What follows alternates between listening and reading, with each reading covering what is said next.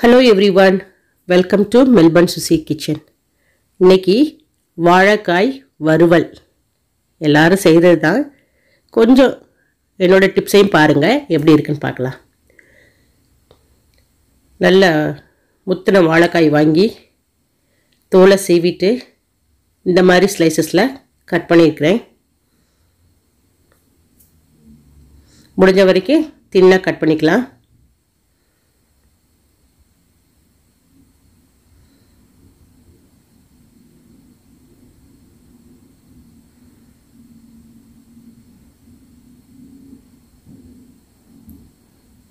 அல்லது இந்த போர்டுலயே வச்சு நம்ம வாழைக்காய் அழகா பண்ணலாம். ஒரே சைஸா நமக்கு கிடைக்கும். பாருங்க இந்த அளவுக்கு தின்னா கட் பண்ணா போதும்.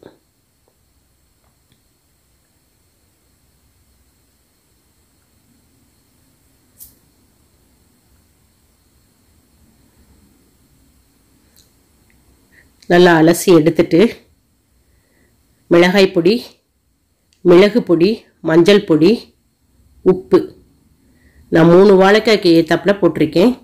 இஞ்சி பூண்டு விழுது போட்டுட்டு நல்லா மிக்ஸ் பண்ணிக்கலாம்.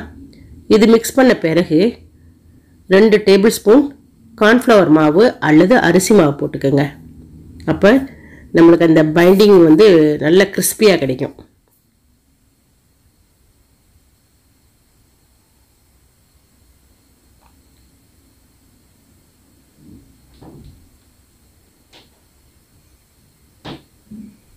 நல்ல எண்ணெய் ஊற்றிருக்கேன் கடாயில்.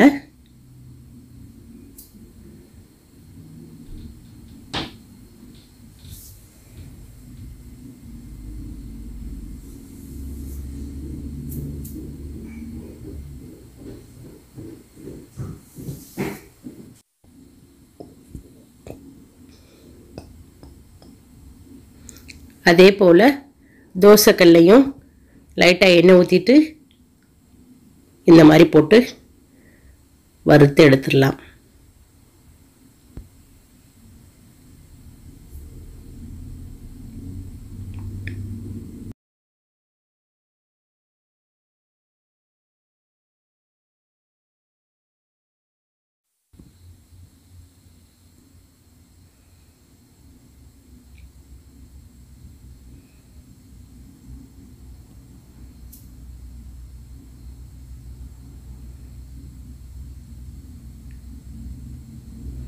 பார்க்கவே நல்லா தெரியுதுல்ல, கிறிஸ்பியாக வந்துட்டுருக்கு.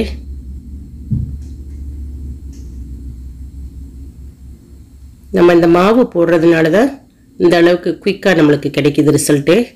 அதனால பச்சரிசி மாவு அல்லது கார்ன்ஃப்ளவர் மாவு கொஞ்சம் போட்டால் நல்லாயிருக்கும், கிறிஸ்பியாக கிடைக்கும்.